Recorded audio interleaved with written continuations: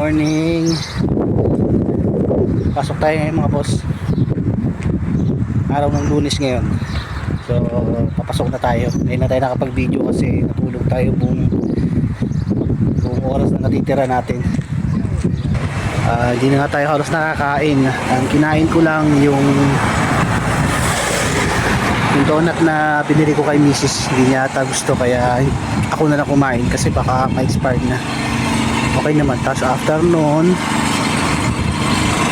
natulog ulit hanggang nagising ako ng mga 1:20. Tapos nagaya.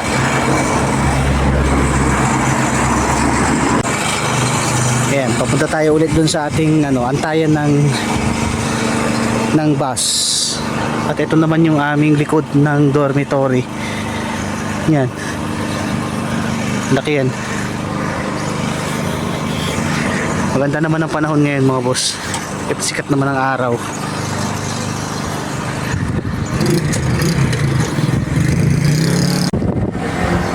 Meron lang akong gusto ipakita sa inyo mga boss. Nakikita nyo tong kulay violet na to. Dito sa Greece meron silang mga ganito. Dito nila tinatapon yung mga nila, yung mga hindi na nila ginagamit na mga damit nila na maayos pa naman na pwede pa pakinabangan. Ayan, marami ng mga nakakakuha dito pagka bawa tinitignan ng mga ibang tao na pwede pa nilang magamit, kinukuha nila dito. Ayan, hindi ko alam kung saan dinadala yan, pero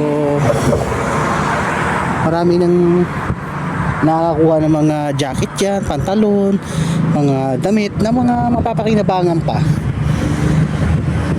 So yan, pag nakita kayo ng ganyan, yan, dyan nila tinatapon mga bag, sapatos, mga clothes, mga damit, mga recycle na magagamit pa ng tao. Siguro dinudunit din nila yan. Dito na tayo sa Asian restaurant mga boss. So kahapon pala, dahil nagbabadya ang ating langit, yung ibang mga lamesa na nanggaling dito is nilagay dito.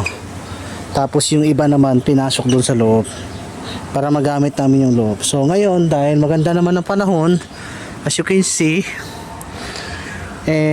pagdating ng partner ko, ibabalik namin yan sa dati. So ngayon siniset up ko muna kasi alas 4 pa naman ang pasok niya.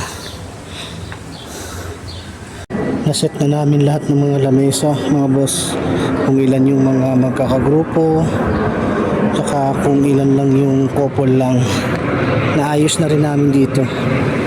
Inaantay na lang namin ngayon mag 6:30 para magbukas kami. Tsaka dito okay na lahat yan mga boss. Ayan, tapos na namin.